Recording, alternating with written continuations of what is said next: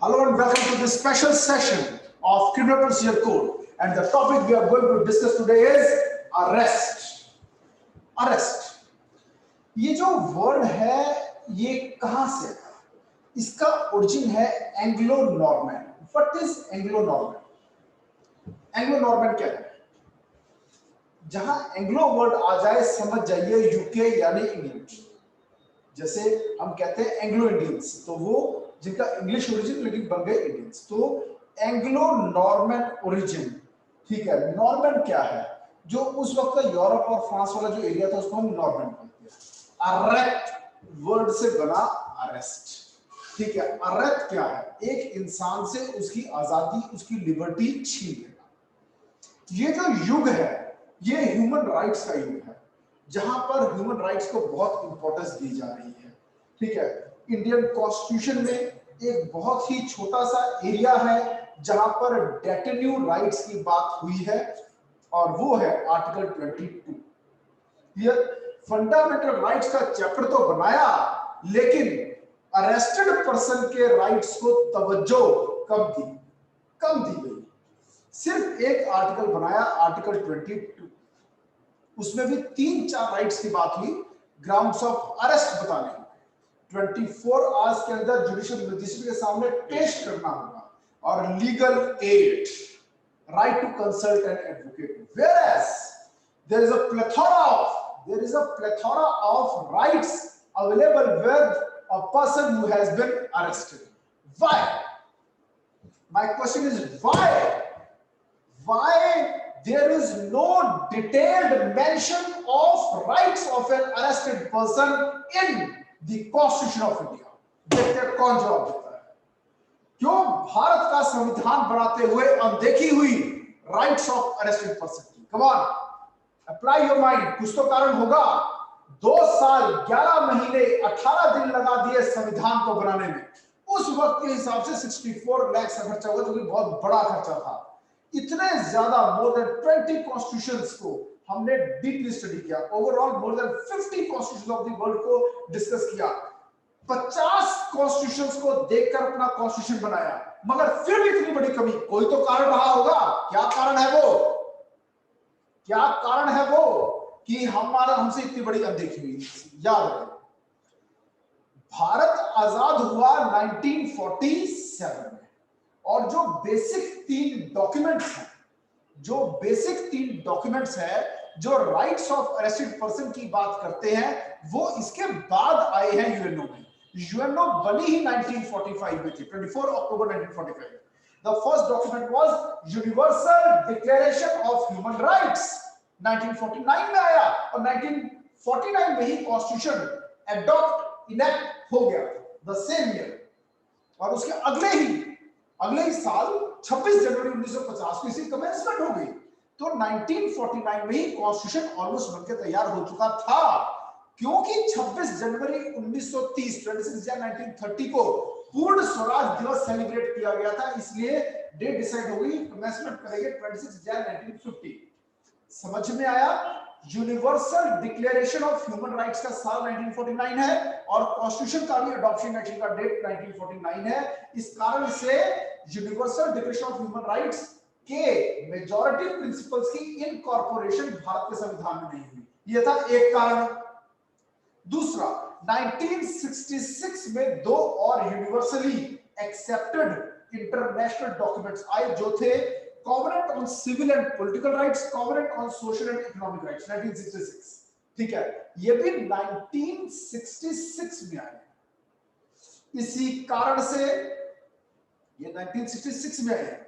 इसी कारण से जो आपके सामने मैं दिखाने वाला हूं चैप्टर 5, वो 1973 में आया था.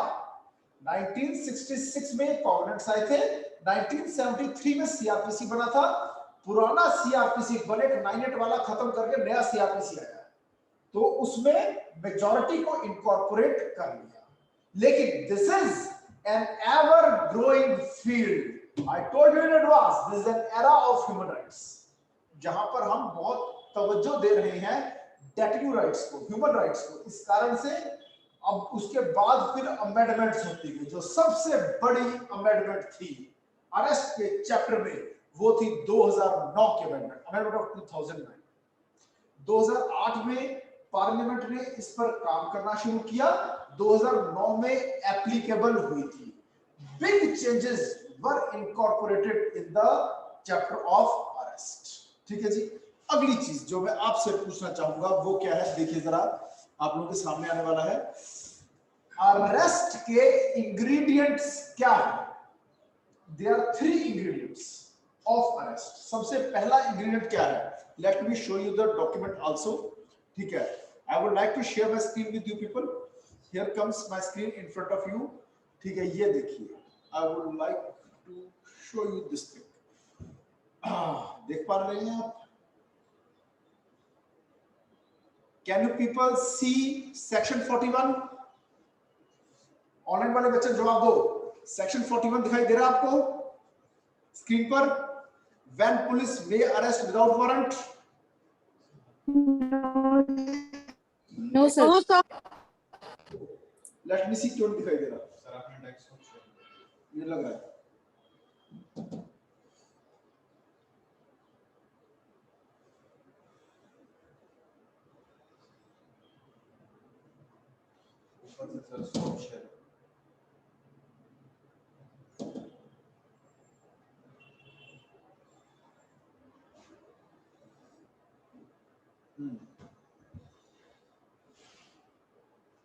Now can you see section 41 in front of you?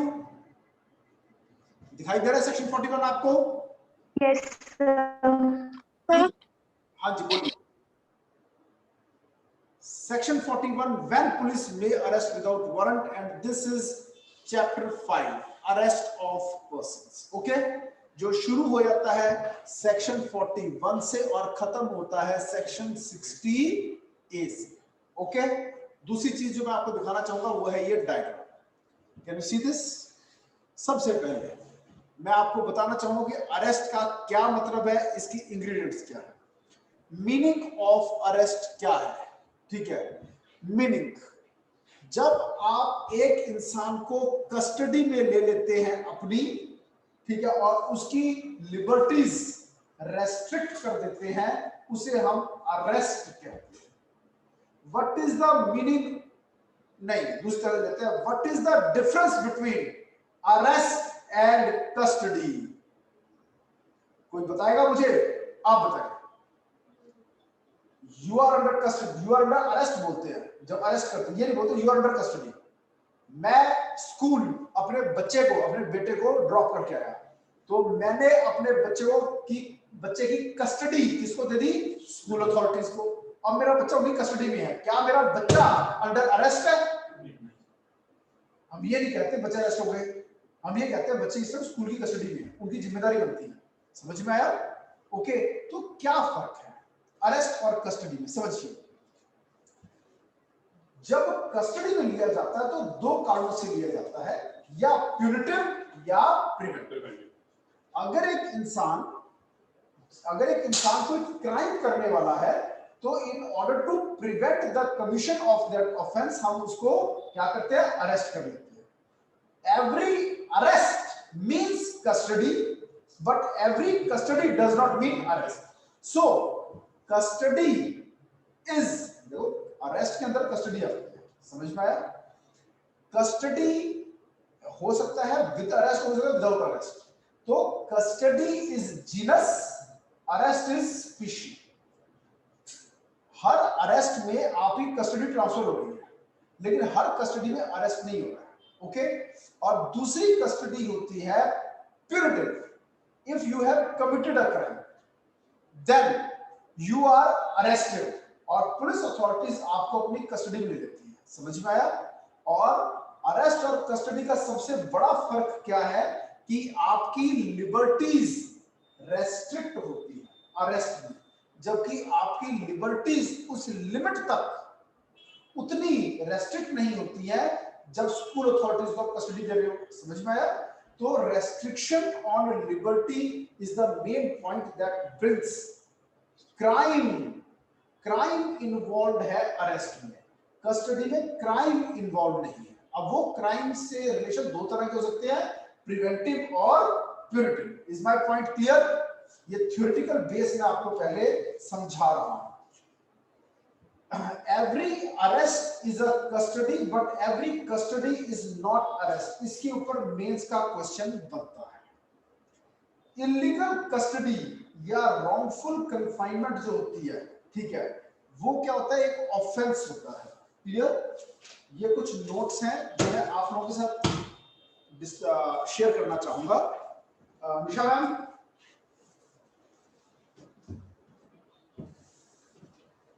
Pass on हाँ जी। और अब आपको दिखाता हूं मैं, ये देखिए। अब अरेस्ट भी आगे दो तरह के हैं, टाइप्स ऑफ अरेस्ट। पहला, फर्स्ट पेज, अरेस्ट दो तरह के एंड में, अरेस्ट विद वारंट, आप सेकंड पेज पढ़ो, arrest with warrant, arrest without warrant. ठीक है जी। अरेस्ट विद वारंट तो तब होगा जब मजिस्ट्रेट ने ऑर्डर दिया है। हमारा सीआरपीसी का जो चैप्टर 6 है वो बात करता है किसके बारे में? Processes to compel appearance. Okay, और प्रोसेस टू कंपेल अपीयरेंस में एक तरीका ये भी है अटेंडेंस को एंश्योर करने का, और वो क्या है? सबसे पहले तो समन भेजा जाता है, उसके बाद फिर अरेस्ट वारंट होता है। ठीक है जी। वारंट्स दो तरह के, वेरिएबल वारंट, नॉन वेरिएबल। ठीक है जी। तो वो क्या है? Arrest with warrant. Arrest without warrant को लेकर मैं अभी भी बता के हटाऊं, सेक्शन 41 बात करता है। लेकिन क्या अरेस्ट विदाउट वारंट सिर्फ क्या पुलिस अरेस्ट कर सकती है? नहीं, उसमें तीन तरह के अरेस्ट हो सकते हैं। Who can arrest without warrant? ठीक है, it could be a police officer, it could be by a common man, और it could be by a magistrate. तीन तरह के अरेस्ट की बात हुई है उसमें। क्लियर जी? उसकी कुछ पिक्यूलियर सी हमने सिचुएशंस डिस्क्राइब की हुई है, कब कब कॉमन मैन, कब कब मैजिस्ट्रेट एक अरेस्ट कर सकता है विदाउट वारंट। और आगे चलते हैं। अगली जो चीज आप लोगों के सामने अभी मैं डिस्कस करूंगा और लेकर आऊंगा वो क्या क्या है। ठीक है जी। पुलिस ऑफिसर का जो अरेस्ट की पावर है विदाउट वारंट, उसको 2009 की अमेंडमेंट ने लिमिट किया है। वो कैसे लिमिट किया है? सेक्शन 41 को हम इन डेप्थ करेंगे, उससे आपको ये वाला पॉइंट समझ में। क्लियर? Shall we start? ये देखिए, अब मैं पॉइंट बाय पॉइंट चलूंगा। ये डॉक्यूमेंट आप लोगों के सामने आ चुका है। ठीक है जी। I hope you can see this document. दिखाई दे रहा है आपको? अरेस्ट है क्या? इधर देखिए, अरेस्ट चीज क्या है? Depriving a person of his liberty in relation to the purported investigation और प्रिवेंशन ऑफ क्राइम। अभी बता के हूं, दो तरह के अरेस्ट है, प्यूरिटिव और प्रिवेंटिव। समझ में आ गया? और आगे चलते हैं। दी and presenting the arrested, word देखिए क्या यूज हुआ है? अरेस्टी। अरेस्टी वो है जिसको अरेस्ट किया गया है, और उसको किसके सामने पेश कर देते हैं? क्रिमिनल जस्टिस सिस्टम के सामने, यानी produced before a judicial magistrate within 24 hours of his arrest। और आगे चलते हैं हम।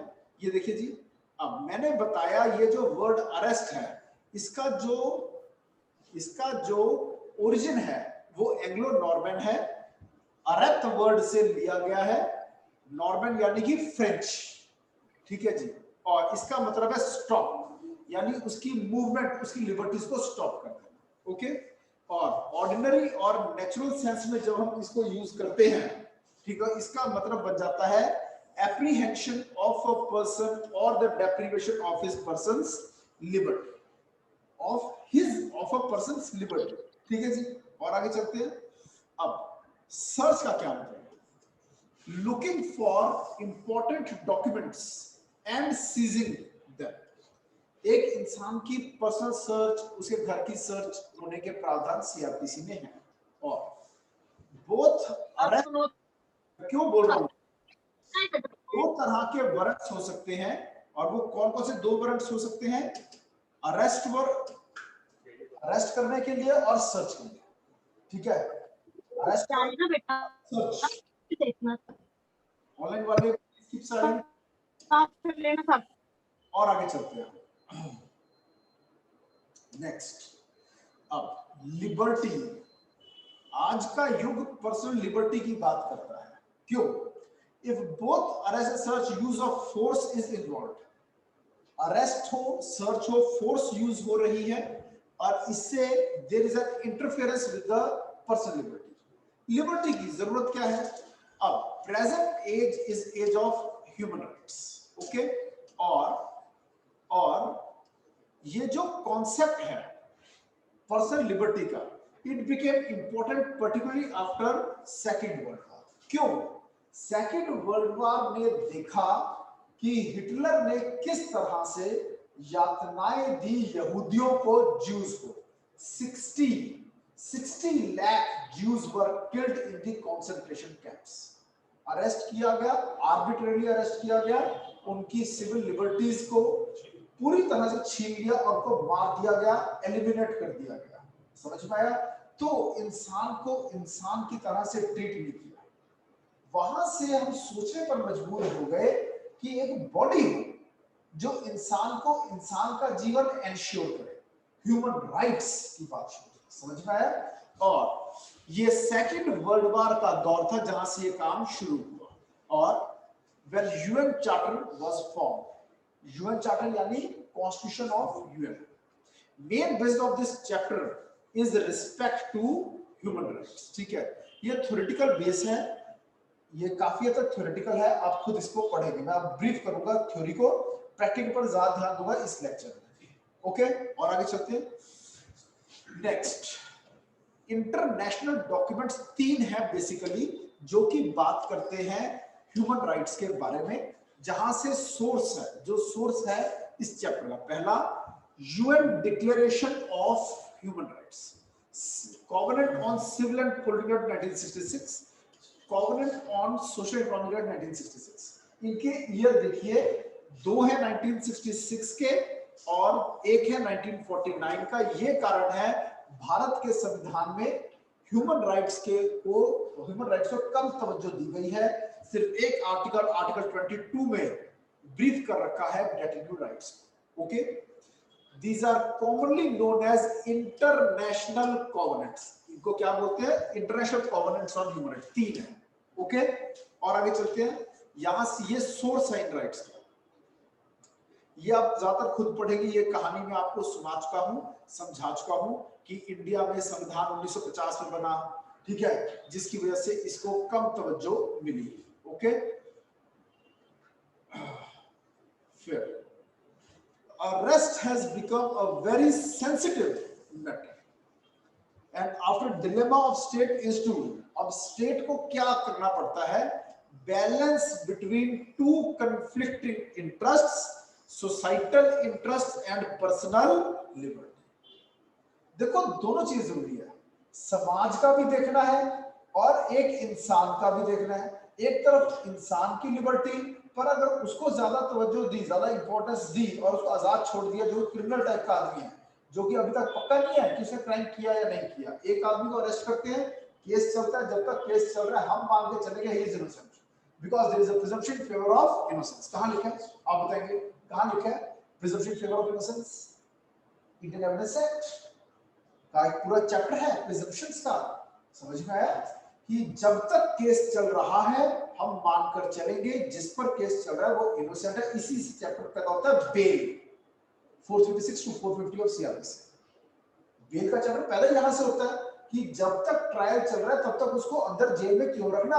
अभी अभी एक केस सामने आया, एक इंसान 15 साल जेल काट के आया, ठीक है, और 15 साल के बाद उसको छोड़ दिया गया ये कहकर कि आप निर्दोष हैं।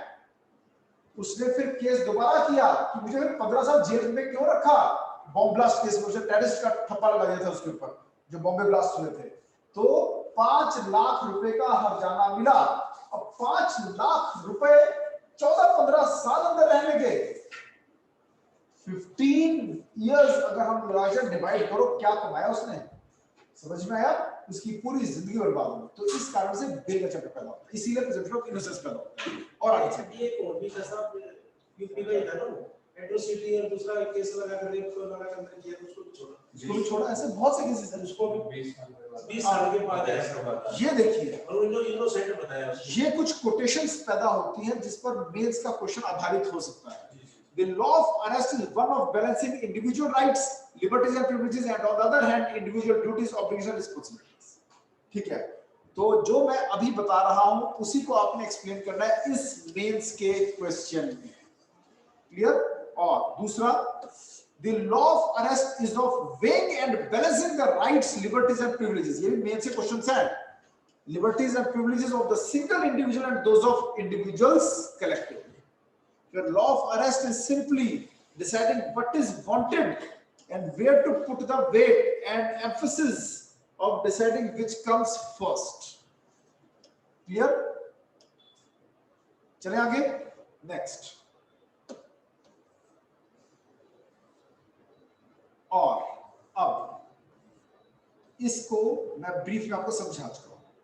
Every arrest is a custody, but every custody is not arrest. अब कस्टडी दो तरह की हो सकती है, कौन कौन सी?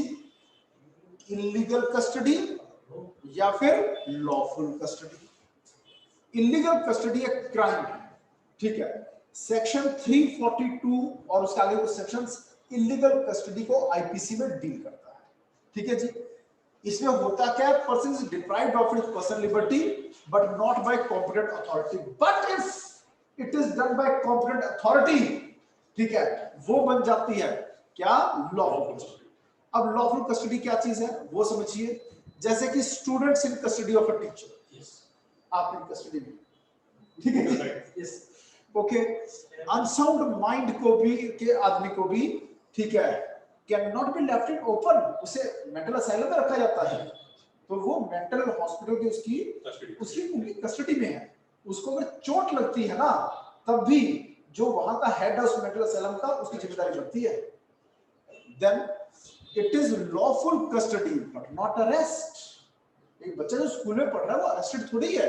तो when lawful custody becomes N arrest, कब लॉफुल कस्टडी अरेस्ट बन जाती है? जब डेप्रीवेशन ऑफ पर्सनल लिबर्टी है, कॉम्पिटेंट अथॉरिटी द्वारा अरेस्ट हो रहा है और वो भी क्राइम से इन्वॉल्व हो। अब क्राइम से दो तरह से इन्वॉल्व होता है, प्रिवेंटिव और प्यूनिटिव, ठीक है जी। These are elements of custody, but even in arrest, these two attributes have to be there in addition to the third. मैंने बताया एक और चीज है, तीन चीजें होनी चाहिए। पहला, deprivation of liberty by competent authority। तीसरा, either preventively related to crime or punitively related to crime। ये तीन चीजें मिल गई तो कस्टडी बन गई अरेस्ट। ये मेन सा क्वेश्चन ऐसे करता हूं, समझ में आया? Either a person is involved in commission of offense, he is either a suspect or an accused। इसे हम क्या कहेंगे? ठीक है, और to prevent, ये हो गया preventive और ये हो गया punitive।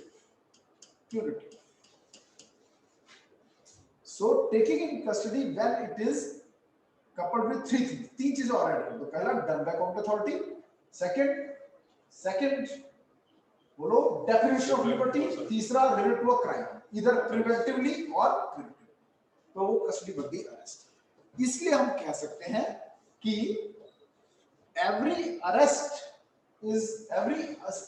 means taking to custody, but every taking to custody is not arrest। समझ में आ गया? आगे चलते हैं, कोई पॉइंट ना समझ में आए उसी टाइम रोक लेना, okay?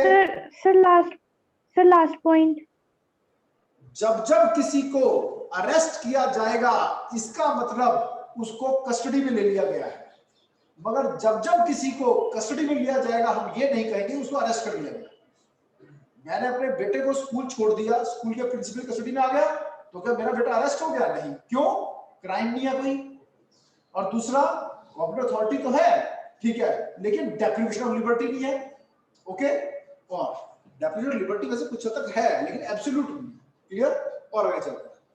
When offense has either been already committed or like ये समझा चुका है। अब मीनिंग ऑफ अरेस्ट पर दोबारा आते हैं। एक केस हुआ था Ajaib Singh case, state of Punjab versus Ajaib Singh 1953 supreme court, उसमें कहा गया अरेस्ट का इंग्रेडिएंट्स बताए गए। पहला, physical restraint of a person under authority of law in respect of alleged accusation और violation of law. Violation of law को लेकर एक्यूजेशन, ठीक है ठीक है। दूसरा, फिजिकल रिस्ट्रेंट, अगर ये दो चीजें हैं तो इसका मतलब वो अरेस्ट है, ठीक है जी। फिर जब भी अरेस्ट हो जाओगे तो दो ही चीजें होंगी, ठीक है, या तो बेल मिलेगी या रिमांड। तो अरेस्ट से बचने का तरीका क्या है? फिर बेल है। No escape route except bail. Bail का chapter section 436 to 450 CrPC, criminal procedure code 1973। Clear? और आगे चलते हैं हम। अब if a person is released without bail, it is lawful custody but not arrest, ठीक है। Thus arrest is that situation where a person cannot be released without bail, ठीक है जी। अब आगे चलते हैं। अरेस्ट के इंग्रेडिएंट्स क्या है? सबसे पहला, तीन मेन बातें बताऊंगा इसमें। पहला, इसको डायग्राम में पहले दिखा दूं आपको, ये देखो, ये देखिए जी, इंग्रेडिएंट्स बता रहा हूं मैं आपको बेल के। इस एक डायग्राम में पूरा अरेस्ट का टॉपिक खत्म, ठीक है। ये देखो, व्हाट आर द इंग्रेडिएंट्स? पहला, पावर टू अरेस्ट यानी कॉम्पिटेंट अथॉरिटी। दूसरा, communication of power to arrest. If you are arresting a person and not telling कि क्यों अरेस्ट कर रहे हैं, what are the grounds of arrest, arrest becomes illegal. You have to tell I am the competent authority, I have got your arrest warrants, या फिर under section 41 I have the power to arrest you without warrant. Competent authority को अपना designation बताना होगा। दूसरा, execution of his powers, उसके पास power होनी चाहिए, उसका इंप्लीमेंटेशन और वो भी बता के, ठीक है। Otherwise it would amount to wrongful confinement. Clear? अब रॉन्गफुल कन्फाइनमेंट की अगर हम बात करें तो हम डिस्कस करते हैं इसको किस टॉपिक में? Types of arrest. Execution of power of arrest में क्या है? यानी फोर्स का यूज करके उसकी लिबर्टी को छीनना, यानी गर्दन से पकड़ा, बैठ गाड़ी में, इसी कहते हैं टाइप ऑफ अरेस्ट। समझ में आया? यू आर अंडर अरेस्ट, ठीक है। और अगर आपने उसका हाथ पकड़ लिया है, इट मींस हाथ पकड़ना जरूरी नहीं है, अगर उसने बोल दिया ओके आई सबमिट, हाथ लगाना भी जरूरी नहीं है। स्पेशली वुमेन को अरेस्ट करना है, वुमेन ऑफिसर करेगी, और उसमें भी with strict regard to decency, okay. और आगे चलते हैं। अब कितनी तरह के अरेस्ट होते हैं? जैसे कि रॉन्गफुल कन्फाइनमेंट, ये इल्लीगल है, ये इल्लीगल है रॉन्गफुल कन्फाइनमेंट। आर्बिट्रेरी अरेस्ट, ठीक है, arbitrary use of power of arrest, ठीक है। इसमें क्या क्या आ जाएगा? जैसे एनफोर्स्ड डिसअपियरेंस, अरेस्ट करके ले गए, बताया भी नहीं कौन सी अथॉरिटी लेके जा रही है, कहां रख रहे हैं, और बाद में मुक्कर गए, हमने तो अरेस्ट किया ही नहीं, बंदा कहां गया हमें क्या पता। एनफोर्स्ड डिसअपियर, गायब ही हो गया। Case D K Basu case, D K Basu case और जोगिंदर सिंह केस, दो ऐसी जजमेंट्स थी सुप्रीम कोर्ट की जो आधारशिला बन गए इस चैप्टर में। जब तक ये चैप्टर ऑफ अरेस्ट नहीं बना था, राइट्स ऑफ अरेस्टेड पर्सन को कहां से पढ़ाया जाता था? दो केसेस, डीके बासु केस और जोगिंदर सिंह केस। वैसे हालांकि एक और भी है, वो दिल्ली जुडिशियल सर्विसेज एसोसिएशन वाला केस, समझ में आया? पर उसका एम्बिट कम है ना। ये दो मेन जजमेंट थी, जोगिंदर सिंह और ये, ठीक है जी। और फिर लेकिन बाद में इसके पॉइंट्स को, जो इसको गाइडेंस दी हुई थी, उस सब को हमने चैप्टर 5 में इनकॉर्पोरेट कर दिया था, ओके, जब सीआरपीसी बना था। फिर समरी और आर्बिट्ररी एग्जीक्यूशन, इसको क्या बोलते हैं? कॉमन लैंग्वेज में फिल्में बड़ी बड़ी है इस पे, क्या बोलते हैं इसको? समरी एग्जीक्यूशन क्या होती है? जल्दी बोलो। भाग भाग भाग भाग। अगर बचना है, हमने तेरे को अरेस्ट डाल रहे हैं, अगर बचना है तो भाग जा। वो कहता मैं नहीं भागना चाहता, भागेगा नहीं तो पता नहीं क्या होगा तेरा। हाँ, दुबे केस, कौन सा दुबे? विकास दुबे, जब अरेस्ट करते हैं, वहां से जब थाने लेके जा रहे होते हैं, तो रास्ते में वैन को रोक लिया जाता है और पुलिस कहती है हम मजबूर है तुझे अरेस्ट करने के लिए, पर तू भाग जा, नहीं तो तुझे फांसी सजा होगी। वो कहता नहीं मैं वकील बन गया बच जाऊंगा। कहता पागल मत मत, जब तुझे बोल रहे हैं भाग तो भाग। उसको लगता है पुलिस शायद मेरा फायदा चाहती है, वो जैसे ही भागता है गोली चला देता है। इसे कहते हैं एनकाउंटर। एनकाउंटर स्पेशलिस्ट बहुत हुए हैं, दबंग बन जाते हैं पुलिस वाले। समझ में आया? ओके, या फिर सिंघम स्टाइल। ओके, तो ये है समरी एग्जीक्यूशन। मैं ही अदालत, मैं ही कोर्ट, मैं ही पुलिस, आज ही फैसला करेंगे, फैसला है सजा मौत। ये सब इलीगल अरेस्ट है। समझ में आया? चलो मैं आगे। और फिर उसके बाद ये एक पूरा टॉपिक है जो ब्रीफ में मैंने अभी आपको बताया है। इसके बाद हम अगला टॉपिक स्टार्ट करेंगे, हु कैन अरेस्ट। जो टॉपिक अभी बताया उसको एक बार जरा यहां से देखो नोट्स में।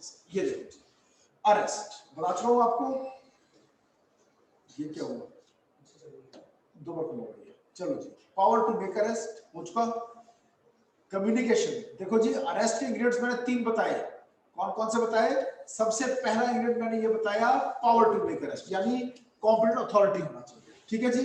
दूसरा मैंने बताया उस इंसान को कम्युनिकेट करना पड़ेगा कि मेरे पास अथॉरिटी है तुमको अरेस्ट करने की।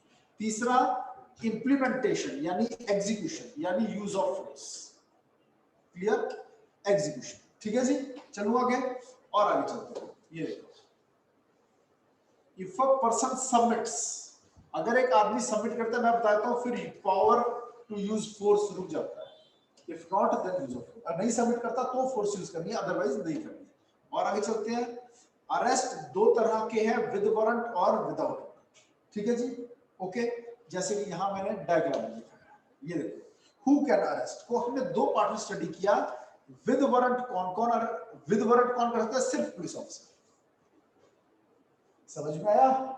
या हालांकि इसमें भी एक जगह पर है, अगर मजिस्ट्रेट खुद ऑर्डर देता है कॉमन मैन को अरेस्ट करने के लिए, कॉमन मैन भी अरेस्ट कर सकता है। समझ में आया? अदरवाइज विदाउट वारंट कौन अरेस्ट कर सकते हैं? 3।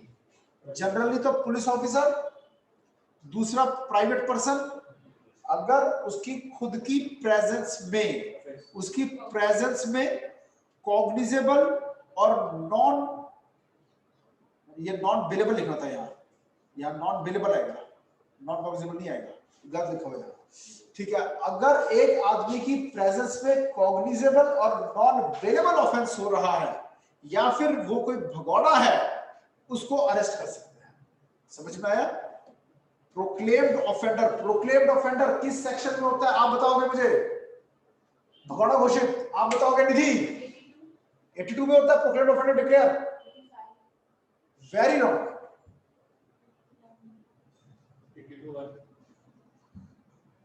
शर्म करो, उसका जवाब बेटर था इससे। जी, पीओ डिक्लेयर जजमेंट डिस्कस की थी हमने, थोड़ा सा इंप्रूव कर दे अपने आंसर को। 82 क्लॉज 4 में भगौड़ा घोषित होता है, प्रोक्लेम्ड ऑफेंडर, और उसमें एक लिस्ट दी हुई है ऑफेंसेस की।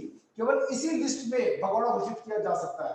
लेकिन कुछ ऐसी जजमेंट्स हैं जिसकी वजह से उसके अलावा किसी और ने भगौड़ा घोषित कर लिया, तब भी प्रोसीडिंग विशेष नहीं होती है, जो आपने जजमेंट डिस्कस की। समझ में आ गया? कैसे गलती कर सकते हो?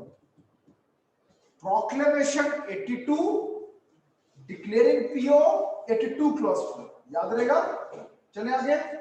नेक्स्ट हमने उसमें डिस्कस किया था, क्या 82 क्लॉज 4 में जो लिस्ट दे रखी है ऑफेंसेस की, उससे बाहर भी किसी को पीओ डिक्लेयर किया जा सकता है? तो एक जजमेंट आई थी जिसमें लिखा था हाँ किया जा सकता है। समझ में आ गया? हमने बहुत अच्छे से गहराई में इसके ऊपर डिस्कशन किया हुआ है। और फिर उसके बाद मैंने क्या बताया, कब एक आम आदमी अरेस्ट कर सकता है? अगर उसकी प्रेजेंस में कोई ऐसा ऑफेंस होता है जो कि कॉग्निजेबल भी है, नॉन बेलेबल भी है, या फिर जिसको अरेस्ट किया जा रहा है वो आदमी पीओ अंडर 82 क्लॉज 4 है, तो उसको अरेस्ट करके कहां हैंडओवर कर देगा? उसकी कस्टडी किसको दे देगा? Nearest police officer. समझ में आया? और क्या एक मजिस्ट्रेट अरेस्ट कर सकता है विदाउट वारंट? हाँ कर सकता है। समझ में आया? कब कर सकता है? क्या दोनों कर सकते हैं? Executive magistrate, judicial magistrate? हाँ, एग्जीक्यूटिव मजिस्ट्रेट भी अरेस्ट कर सकता है, जुडिशियल मजिस्ट्रेट भी अरेस्ट कर सकता है। यहां जुडिशियल वर्ड आएगा, जुडिशियल मजिस्ट्रेट। ओके, और आगे चलते हैं। फिर कहां कर सकता है? केवल अपनी जुरिसडिक्शन के अंदर कर सकता है। कहां लिखा है? सेक्शन 44। ठीक है, जब उसकी प्रेजेंस में कोई ऑफेंस हुआ है। अब यहां पर ऑफेंस का कॉग्निजेबल होना या नॉन बेलेबल होना जरूरी नहीं है। कोई भी ऑफेंस अगर उसकी प्रेजेंस में होता है तो वो अरेस्ट करने की पावर रखता है, अगर चाहे वो एग्जीक्यूटिव मजिस्ट्रेट चाहे वो judicial magistrate. Is my point clear? He himself can make arrest or can direct even a common man to assist him in the arresting or can ask a police officer to make arrest. समझ में आ गया? यहां पर any offense word use हुआ, यानी जो common man के ऊपर रेस्ट्रिक्शन है सिर्फ तब अरेस्ट करें जब बड़ा ऑफेंस है, cognizable, non and non bailable है और नॉन बेलेबल नहीं है। एंड और से क्या फर्क पड़ जाता है निधि? या इसमें या तो कॉग्निजेबल हो या नॉन वेरिएबल हो, और एंड में कॉग्निजेबल प्लस नॉन वेरिएबल हो। अच्छा, आप मुझे बताइए कैसे पता चले एक ऑफेंस कॉग्निजेबल है या non cognizable? 3 year law, second year. फिर गलत कर रहा हूं आपसे क्वेश्चन पूछ के। ठीक है जी, मैं पढ़ा तो भी सीआरपीसी आपने पहले भी बोला, ऐसे तो किया मैंने आपको। समझ में आ गया? चलूं मैं आगे, क्लियर हो रहा है? और आगे चलते हैं। तो वो पीओ भी एंड है, पीओ होना चाहिए। नहीं जी, नहीं। और ये देखो, आम आदमी अरेस्ट कर सकता है किसी बंदे को जिसने या तो वो पीओ है या फिर कोई ऑफेंस उसके सामने कर रहा है। समझ में आया? एक्स एक आम आदमी है, वो वाई को अरेस्ट कर सकता है 2 सिचुएशंस में। पहला, या तो वाई प्रोक्लेम्ड ऑफेंडर है या फिर वाई ने एक्स की प्रेजेंस में एक ऐसा ऑफेंस किया है जो दोनों बातें हैं, कॉग्निजेबल भी है और नॉन बेलेबल। ओके, तो ये एक तरह से कैसे में यहां पे और लिख सकते हो आप, पर यहां पर तो एंड ही रहेगा, कॉग्निजेबल एंड, यहां पे एंड का निशान आ सकता है। क्लियर? ओके, ऑफेंस का कॉग्निजेबल नॉन बेलेबल दोनों होना जरूरी है। और आगे चलते हैं। नेक्स्ट अब आता है बड़ा सवाल। वो है बड़ा सवाल क्या? When can a police officer arrest? When can a police officer arrest without warrant? उसको भी हम सब डिवाइड करते हैं 2 तरह से। पहला, arrest of a common man, arrest of a judicial officer.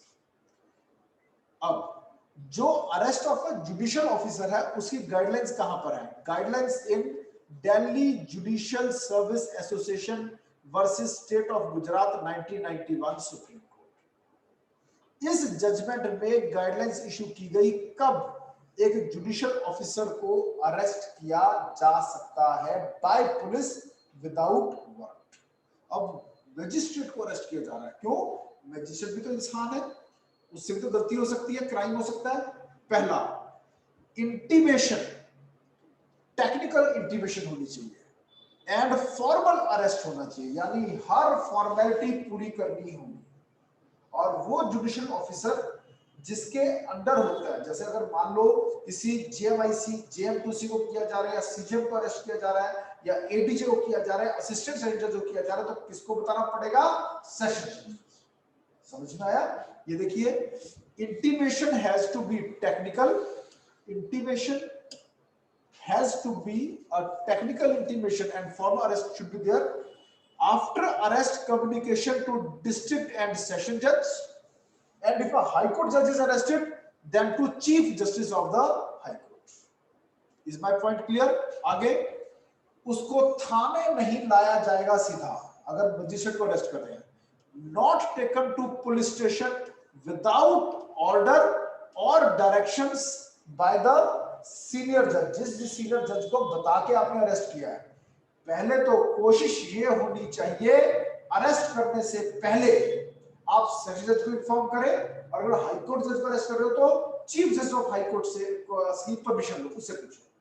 अगर पॉसिबल नहीं था तो अरेस्ट करने के तुरंत बाद आप कांटेक्ट करो सेशन जज को, और अगर हाई कोर्ट जज को अरेस्ट कर रहे हो तो chief justice of the high court, और जब वो बोले हाँ इसको ले आओ थाने, तब थाने लेके जाना है। Is my point clear? और आगे चलते हैं।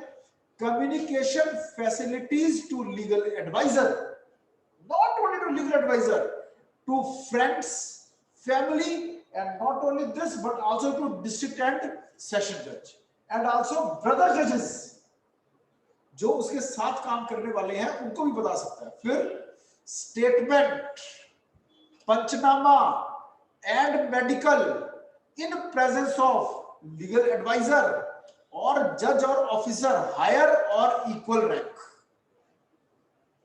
जो सबूत तैयार किए जाएंगे वो इनकी प्रेजेंस में किए जाएंगे, ताकि जिसे कहते हैं ना धक्का ना हो सके किसी जुडिशियल ऑफिसर से।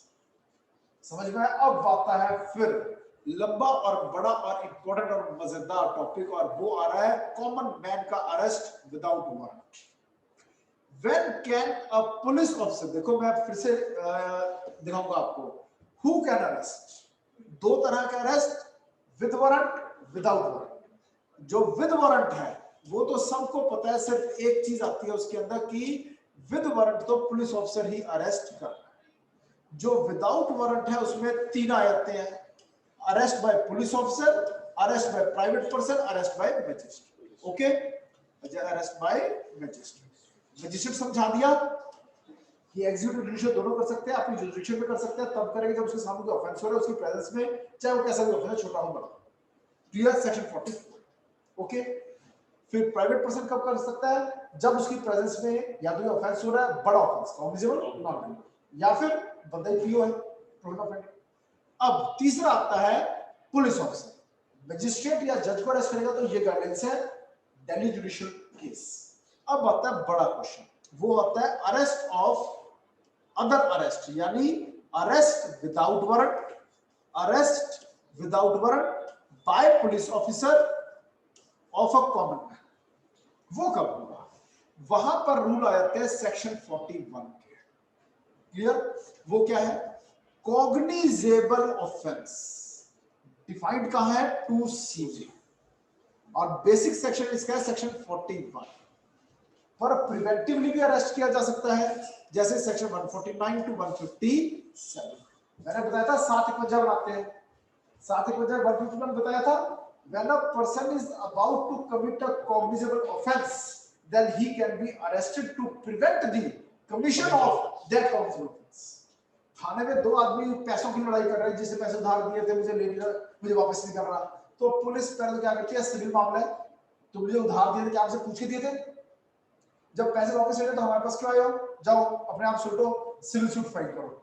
वो कहता है आपने न्याय करोगे तो कौन करेगा, ये है वो है, पैसे दांत तोड़ दो, ये हो दांत तोड़ दे, चलो बनाओ 7 मिनट, चलो उनको दो बंदा कोई अच्छा चल अंदर ना करो, घर जा रहे हैं, आप देखेंगे। समझ में आया? पुलिस जनरली ये करती है। सबसे बड़ा हथियार पुलिस के पास कार्रवाई ना करने का 751। अगर आप हमें सिविल मैटर के ऊपर इंटरफेयर करने को कह रहे हो तो हम बताते हैं हम कैसे इंटरफेयर करेंगे। समझ में आया? देन 151 क्या था? Police can arrest a person who is about to commit a cognizable offense और फिर दूसरा, कब पुलिस अरेस्ट कर सकती है विदाउट वारंट? अब मैं सेक्शन 41 को बहुत डेप्थ में कराऊंगा। फिर refusal to give name and address, ये नेम है, यहां पर नेम वर्ड आएगा। जब एक आदमी, जो आवारागर्दी का पर्चा होता है वो यही होता है, आवारागर्दी के पर्चे होते हैं गर्ल्स कॉलेज, गर्ल्स स्कूल के बाहर जो मजनूगिरी करते हुए घूमते हैं लड़के, या फिर बाग में बैठे लड़के किसी को अरेस्ट कर लिया, गेड़ियां मारने वाले लड़के को अरेस्ट कर लिया, उनके ऊपर आवारागर्दी का पर्चा होता है। आवारागर्दी का पर्चा क्या कहीं लिखा हुआ है? नहीं। क्या ये वर्ड कहीं लीगल टर्म्स में यूज हो रहा है? नहीं। Because article 19 of constitution of India साफ कहता है 19(1)(d) में, freedom to move freely throughout the territory of India. मान लो गेड़िया मार रहा है एक लड़का किसी की और जिसकी गेड़ियां मार रहा उसके फादर ने पुलिस बुला ली, ये लड़का जी रोज हमारे घर के बाहर गेड़ी मारता, हॉर्न मार दिया जाता है, समझ गए? ठीक है, तो पुलिस ने पकड़ा, लड़का क्या बोलेगा 1920 मेरी मर्जी में कहीं भी जाओ, तो पुलिस क्या कहेगी, क्या नाम है तुम्हारा? सतीश कुमार। कहाँ रहते हो? हाउस में डैश डैश। हमें लड़का सच बोल रहे, चल रहे, बुलाओ इसके घर वालों को, जी तुम्हारा लड़का गेड़िया मारता है रोज, तभी यहाँ से करता है, हॉर्न मारता है, 5 बार से गली चक्कर मारता है, समझ में आया? इस तरह से फिर माँ बाप को प्रेशर पड़े और लड़का गेड़िया मारना बंद हो जाए। जिस लड़की की हरासमेंट हो रही थी वो बंद हो गई। अगर नहीं कॉपरेट करते तो आवारागर्दी का पर्चा क्या है? अगर पुलिस ऑफिसर किसी को पूछता है कि बताओ तुम्हारा नाम एड्रेस क्या है, और वो आदमी नहीं बताता है, तो ये एक ऑफेंस है। He can be arrested, and not only he can be arrested, he can be produced before a judicial magistrate, sorry executive magistrate. ये देखिए सेक्शन 42 आपके सामने है, ये आ गया section, arrest on refusal to give name and residence. ठीक है, व्हेन एनी पर्सन, कोई भी आदमी, when any person who in the presence of a police officer has committed or has been accused of committing a non-cognizant offense refuses on demand of such officer to give his name and residence, or gives a name or residence which such officer has reason to believe to be false। बस ये बढ़िया हो रहा है, बंदे ने बता भी दिया मेरा ये नाम है, मेरा ये एड्रेस है, समझ में आया? हमें नहीं विश्वास, हम तो आपको अरेस्ट करेंगे। समझ में आया? ये तरीका है। यहां पे जो वर्ड्स आ गए ना, ये which such officer has reason to believe to be false, इतना काफी है मेरे हम सही में बात होने। Okay, he may be arrested by such officer in order that his name or residence may be ascertained। फिर उसके मां को बुलाएंगे और पक्का करेंगे तुम्हारा ही बेटा है, यहीं पर रहते हो, यही इसका नाम है, इसलिए अरेस्ट किया था जी, ये कंप्लेंट आई थी, ले जाओ फिर लड़के। समझ में आ गया? और आगे चलते हैं। When the true name and residence of such person have been ascertained, जब पता चल जब आप आ गए, ठीक है, he shall be released on his executing a bond with or without sureties to appear before a magistrate if so required। समझ में आया? Provided that if such person is not resident in India, the bond shall be secured by surety or sureties। अगर वो outside India वाला बंदा है तो surety चाहिए होगा। Should the true name and residence of such person not be ascertained within 24 hours, तो उसको पेश कर दिया जाएगा। ठीक है, he shall be forthwith। ये forthwith वर्ड का क्या मतलब होता है? नो, forthwith का क्या मतलब है? तुरंत, विदाउट डिले, तुरंत। forthwith be forwarded to the nearest magistrate having jurisdiction। समझ में आ गया? ओके, और आगे चलते हैं। ये देखो जी, नेक्स्ट, फिर एक पुलिस ऑफिसर जैसे एक कॉमन मैन भगौड़े को बिना वारंट के अरेस्ट कर सकते हैं, वैसे ऑफ कोर्स पुलिस ऑफिसर भी एक भगौड़े को यानी प्रोक्लेम्ड ऑफेंडर को बिना वारंट के अरेस्ट कर सकता है। ठीक है, रेड विद प्रोक्लेम्ड ऑफेंडर किस सेक्शन में हुआ? 82 क्लॉज 4। कहां लिखा है कि भगौड़े को बिना वारंट के अरेस्ट कर सकते हैं? 41(1)(c। अभी दिखाऊंगा पूरा सेक्शन 41। ठीक है, दिखाई देता हूं, ये देखो, ये रहा सेक्शन 41(1)(c आप लोगों के सामने, देख लिया जी। 41(1)(c,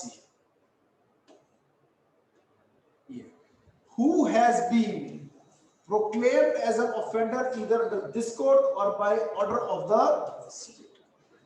clear? ओके, इसको भी एक पुलिस ऑफिसर बिना वारंट के अरेस्ट कर सकता है। और आगे चलते हैं, अगला पॉइंट क्या है? अगर उस इंसान के पास कोई स्टोलन प्रॉपर्टी है, ठीक है, रेड विद स्टोलन प्रॉपर्टी वाली बात, read with 410 to 414 of IPC. IPC में ये कहां पर है? 410 से 414, और सीआरपीसी में ये कहां है? मतलब कि स्टोलन प्रॉपर्टी रखना, बेचना, बेचने में हेल्प करना, उसको एक जगह से दूसरी जगह लेके जाने में हेल्प करना, ये सब कुछ कहाँ है? आईपीसी 410 से 414। Read with section 41(1)(d) of CrPC. Police को कोई आदमी मिले जिसके पास कोई स्टोलन प्रॉपर्टी है तो उसको अरेस्ट कर सकते हैं। In whose possession anything is found which may reasonably be suspected to be stolen property and who may reasonably be suspected of having committed an offense with reference to such thing। समझ में आया? ये section 41 में बिना warrant के arrest police officer फिर कर सकता है। और आगे चलते हैं, ये देखो डायग्राम में। Next, obstruct PO. एक पुलिस ऑफिसर को उसका काम करने में बाधा अगर आप डाल रहे हैं, पब्लिक सर्वेंट को उसका काम करने में बाधा डालने के जो सेक्शंस आईपीसी में वो ये हैं 184, 224, 225 आईपीसी। तब भी आप पुलिस ऑफिसर को उसका काम करने में बाधा डाल रहे हो तो पुलिस ऑफिसर बिना वारंट के आपको अरेस्ट कर सकता है। कहां लिखा है? 41(1)(e। ये आ गया 41(1)(e।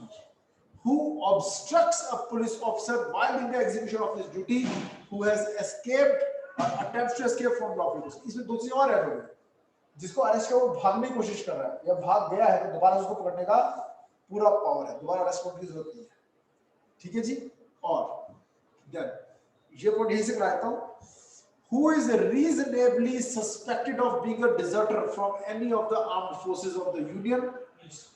फौजी भाग गया, देश मुसीबत में है, वार लगी हुई है और फौजी भाग गया तो पुलिस उसको बिना वारंट के अरेस्ट कर सकती है। क्लियर? देन और आगे चलते हैं, यहां चलते हैं। ये देखो जी,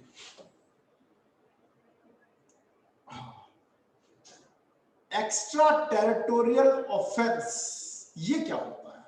ठीक है, अगर एक ऑफेंस किया है भारत की टेरिटरी से बाहर, कोई ऐसा एक्ट किया है which might not be an offense in the country where it was committed, but here in India it is an offense। Read with section 3 and 4 of IPC। Extra territorial offences के बारे में IPC में कहां बात हुई है? Section 3 and 4। और यहां पर कहां बात हुई है? 41(1)(g। एग्जांपल देता हूं आपको इसका, पहले एक बार यहां से देख लो। Who has been concerned in or against whom a reasonable complaint has been made or credible information has been received or a reasonable suspicion exists of having been concerned in any act committed any place out of India। Bharat से बाहर किया है, credible information, reasonable suspicion उसने crime किया है। if committed, कि वही काम अगर इंडिया में किया होता तो would have been punishable as an offense। शेर का शिकार, समझ में आया? भारत में ये एक ऑफेंस है। अभी भी कुछ यूएनओ से बाहर के कुछ कंट्री, कुछ अफ्रीका, कुछ ट्राइबल एरिया ऐसे वहां पे शेर का शिकार अभी भी हो जाता है, अलाउड है। समझ में आया?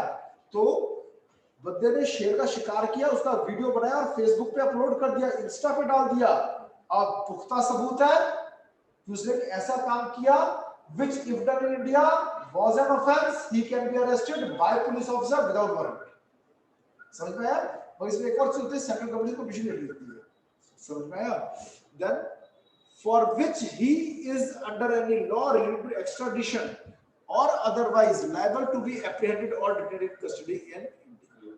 क्लियर? और आगे चलते हैं। इंडिया का सिटीजन होना चाहिए, बस इंडियन सिटीजन होना जरूरी है। ओके। और who being a released convict, अगर एक आदमी को पैरोल पे रिलीज किया है कुछ कंडीशंस पर कि तुम्हें छोड़ा जा रहा है, 16 दिन के लिए छोड़ रहे हैं, पर स्टेट से बाहर जाओगे तो इसको क्राइम माना जाएगा। आप अभी स्टेट से बाहर नहीं जा सकते, ठीक है? ये डैश नहीं कर सकते, डैश नहीं कर सकते, डैश नहीं, ऐसे कुछ कंडीशंस लगा के पैरोल पे रिलीज कर सकते हैं। कंडीशंस ऑफ पैरोल अगर वायलेट की है, ठीक है, तो भी ये क्या है? ये ऑफेंस बन जाता है और police officer can arrest you because commits a breach of any rule made under subsection 5 of 356। समझ में आया? ओके। और आगे चलते हैं। नेक्स्ट सर इससे ऊपर वाला पॉइंट लेकिन उस वो टेबल में जो आपको ये देखो, थोड़ा सा नीचे कर दो। पुलिस ऑफिसर को ऑब्स्ट्रक्ट किया काम करने में, तब भी पुलिस ऑफिसर बिना वारंट के अरेस्ट कर सकता है। ऐसा कोई काम किया जो देश के बाहर किया है मगर देश में किया होता तो ऑफेंस है, तो भी वो बिना वारंट के अरेस्ट हो सकता है। और breach of conditions of release अभी मैं बता के हटाऊंगा आपको। ओके, जिन कंडीशंस पे कोर्ट ने छोड़ा था अगर आपने उसकी अनदेखी की है, और ये कहां लिखा है 41(1)(h में, ये रहा 41(1)(h। ओके, चलिए आगे। सर 356 आईपीसी या सीआरपीसी? किसका? ये सीआरपीसी बात कर रहे हैं, ठीक है जी। और आगे चलते हैं। फिर एक और ये वाला पॉइंट देख लो, आई, उस आदमी को भी बिना वारंट के अरेस्ट किया जा सकता है जिसको अरेस्ट करने के लिए किसी साथी पुलिस ऑफिसर ने अगर कहा है, ठीक है। whose arrest any requisition whether written or oral, चाहे रिटर्न में कहा है चाहे ओरल में कहा है, has been received from another police officer, जिस पुलिस ऑफिसर को कोर्ट ने अरेस्ट करने के लिए कहा, अगर वो नहीं अरेस्ट कर, उसने किसी और साथी पुलिस ऑफिसर को अरेस्ट करने को कहा, चाहे रिटर्न में चाहे ओरली, उसको भी जिसको कहा गया है वो बिना वारंट के अरेस्ट कर सकता है। समझ में आया? Provided that the requisition specifies the person to be arrested and the offence or other cause for which the arrest, क्यों अरेस्ट करना है वो बताना, किसको अरेस्ट करना है यही बताना होगा। is to be made and it appears therefrom that the person might lawfully be arrested, और साफ दिखाई दे रहा है कि लॉफुल अरेस्ट हो रहा है ये, ठीक है। a warrant by the officer who issued the requisition। Clear? चले आगे और आगे चलते हैं। नेक्स्ट सेक्शन 41 के ये आसान चीजें मैंने सारी करा दी, अब एक दो टेक्निकल बातें और करते हैं आप लोगों के साथ।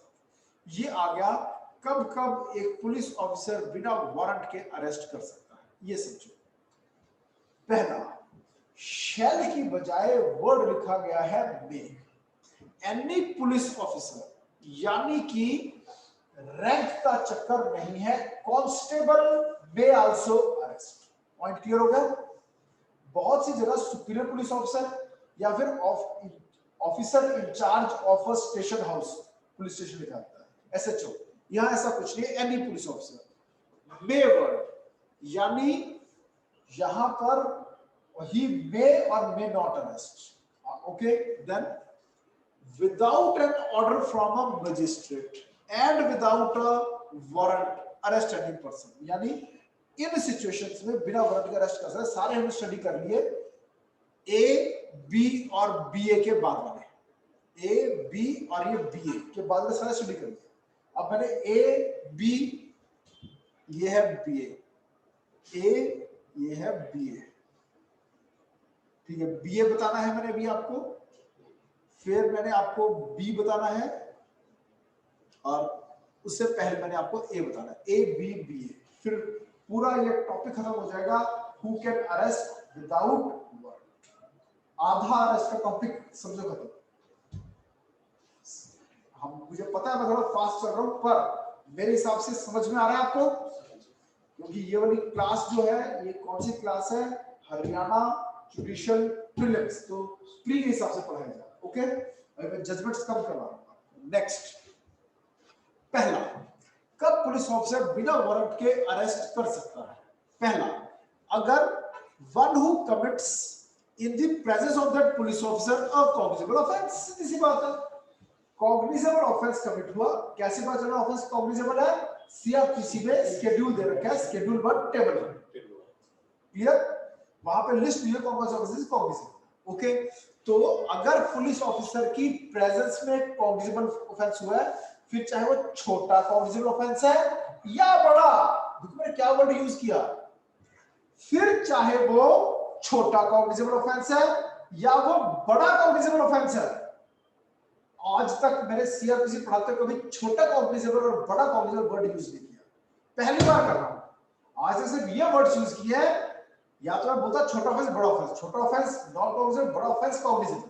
अब मैं कॉग्निजेबल में मैंने एक और बाइफर्केशन कर दी, छोटा कॉग्निजेबल, बड़ा कॉग्निजेबल। क्या फर्क है? क्या फर्क है छोटा कॉग्निजेबल बड़ा कॉग्निजेबल में? ये 2009 की अमेंडमेंट ने कॉग्निजेबल ऑफेंस को दो पार्ट से बांट दिया, punishment more than 7 years, punishment less than 7 years. अगर तो पनिशमेंट मोर देन 7 इयर्स है तो सीधा बी ए लगेगा। ये देखो, मैं पहले बी ए ही बताऊंगा। बी ए क्या कहता है, अगर एक पुलिस ऑफिसर को एक क्रेडिबल इंफॉर्मेशन मिलती है, रिसीव की है कि एक आदमी ने कमिट किया है एक ऐसा cognizable offence which is punishable with या तो imprisonment for a term which may extend to more than 7 years, यानी अप टू 7 years हो गए छोटे कॉग्निजेबल, more than 7 years हो गए बड़ा कॉग्निजेबल। ठीक है, whether with or without fine or with death penalty, ठीक है, and the police officer has a reason to believe on the basis of that information that such person has committed this said offense। B क्या कहता है, अगर एक police officer को दो बातें, पहला क्रेडिबल इंफॉर्मेशन मिली है, प्लस जो इंफॉर्मेशन मिली है उसके आधार पर उस पुलिस ऑफिसर को ये विश्वास हो गया है कि हाँ उस इंसान ने ये ऑफेंस किया है, तब वो बिना वारंट के उस इंसान को अरेस्ट कर सकता है, अगर दोनों में से एक बात सच है, पहला पनिशमेंट मोर देन 7 years या फिर डेथ पेनल्टी। समझ में आया? अब आती है कहानी बी की। मैंने ए बता दिया, बी बता दिया, बी रह गया, वो है छोटा कॉग्निजेबल। अब आ जाओ छोटा कॉग्निजेबल। बिल्कुल जी, ये देखो यहां पर ये वर्ड्स लिखे हुए हैं, ये देखो लिखा हुआ है टू, यहां पर ये वर्ड लिखा हुआ है टू, ठीक है जी, और टू को नीचे एक्सप्लेन किया हुआ है inserted by Act 41 of 2010 with effect from इतना, और 1 substituted by Act 5 of, ये 9 और 10 के बाद कुछ 2010 में एप्लीकेबल हुई है, ठीक है, 1/11 को कुछ 2/11। अमेंडमेंट सारी ये कब है, 2008 में, 8 में काम शुरू हो गया, 2009 में अमेंडमेंट फाइनल हो गई थी, ठीक है। एप्लीकेबल कुछ चीजें हुई हैं, इसे कहते हैं गैजेट ऑर्डर नोटिफिकेशन, कुछ का गैजेट ऑर्डर नोटिफिकेशन हो गया 1/11/2010 का, कुछ का हुआ था 2/11/2010। क्लियर? चले आगे और आगे चलते हैं। ये देखो, अब मैंने आपको बता दिया क्या, बीए बता दिया अभी भी मोर देन 7 years वाले। अब आ रहा हूं ए बता दिया मैंने आपको कि पुलिस ऑफिसर की प्रेजेंस में, पुलिस ऑफिसर की प्रेजेंस में कॉग्निजेबल ऑफेंस हुआ, फिर चाहे वो छोटा कॉग्निजेबल या बड़ा। फिर मैंने बता दिया उसकी प्रेजेंस में तो नहीं हुआ, मगर क्रेडिबल इंफॉर्मेशन मिली है कि बड़ा कॉग्निजेबल ऑफेंस हुआ। अब अगर छोटा कॉग्निजेबल है तो कॉग्निजेबल ऑफेंस, लेकिन पनिशमेंट लेस देन और इक्वल टू 7 years, तो सिर्फ इन 5 परिस्थितियों में ही ए, बी, सी, डी और ई, केवल इन 5 परिस्थितियों में छोटे कॉग्निजेबल ऑफेंस के इंफॉर्मेशन आने पर बिना अरेस्ट वारंट के एक पुलिस ऑफिसर अरेस्ट कर सकता है। और ये सिचुएशंस कौन सी है? पहला, to prevent such person from committing any further offence, कि आगे और ऑफेंस ना कर सके। दूसरा, for proper investigation, proper investigation के लिए उसका अरेस्ट करना जरूरी था। और दूसरा, prevent such person from causing the evidence to disappear or tampering with the evidence in any manner, गवाह और सबूत खत्म ना हो जाए। दूसरा, to prevent such person from making any inducement, गवाहों को डराना, धमकाना, लालच देना, प्रॉमिस करना किसी प्रकार का, उन लोगों को जो विटनेस वर्ड के लिए यूज हुआ है, persons acquainted with the facts of the case so as to dissuade him from disclosing such facts to the court or the police, ताकि वो आदमी कोर्ट पे पुलिस ऑफिसर को सच ना बताए। क्लियर? कहीं वो गवाहों को डराना, धमकाना या लालच देना शुरू ना करते। दूसरा, as unless such person is arrested, अगर उसको अरेस्ट ना किया गया तो उस इंसान की प्रेजेंस इन द कोर्ट को एंश्योर नहीं किया जा सकेगा। कोर्ट में होगा ही नहीं तो आप पनिशमेंट किसको दोगे? तो in order to ensure his presence in the court, arrest of that person is required in a छोटा कॉग्निजेबल। समझ में आ गया? तो बड़े कॉग्निजेबल ऑफेंस यानी पनिशमेंट मोर देन 7 years में इंफॉर्मेशन आई, क्रेडिबल इंफॉर्मेशन है, पुलिस ऑफिसर सेटिस्फाइड है उस इंफॉर्मेशन से, अरेस्ट कर सकता है। छोटा कॉग्निजेबल है यानी पनिशमेंट लेस देन और इक्वल टू 7 इयर्स है, तो 5 सिचुएशंस में अरेस्ट कर सकता है। पहला कि बंदा भाग ना जाए, फिर ना पुलिस को मिलेगा इन्वेस्टिगेशन के लिए, ना कोर्ट को मिलेगा, सबूत ना खत्म कर दे, गवाह ना खत्म कर दे, और पांचवा और आखिरी कि कहीं फर्दर ऑफेंस ना करे। ओके, और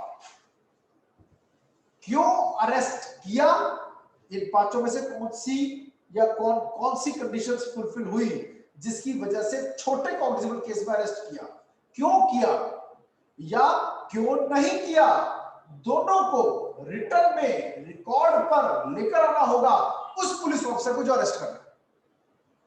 अरेस्ट क्यों किया, ए कंडीशन सेटिस्फाई हुई, बी हुई, सी हुई, कौन सी हुई, या क्यों अरेस्ट नहीं किया, बताना। इज माय पॉइंट क्लियर, समझ में आया? अब ये कहां लिखी है ये वाली बात, यहां पढ़ो।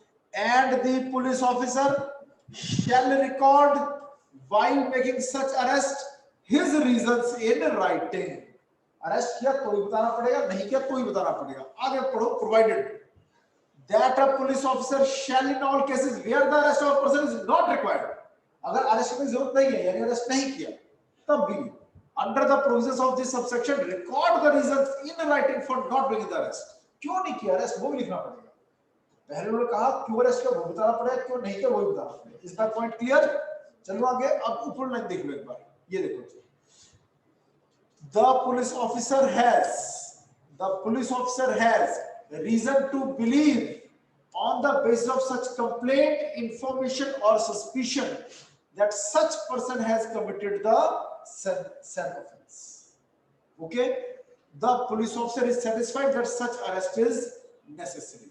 और less than 7 वाली बात देखो यहां लिखी है, against whom a reasonable complaint has been made or credible information has been received or a reasonable suspicion exists that he has committed a cause of offense, punishment with the imprisonment for a term which may be less than 7 years, may be less than 7 years or which may extend to 7 years। इसलिए मैंने बोला punishment less than equal to 7 years और punishment more than 7 years तो DA लगेगा। समझ में आया?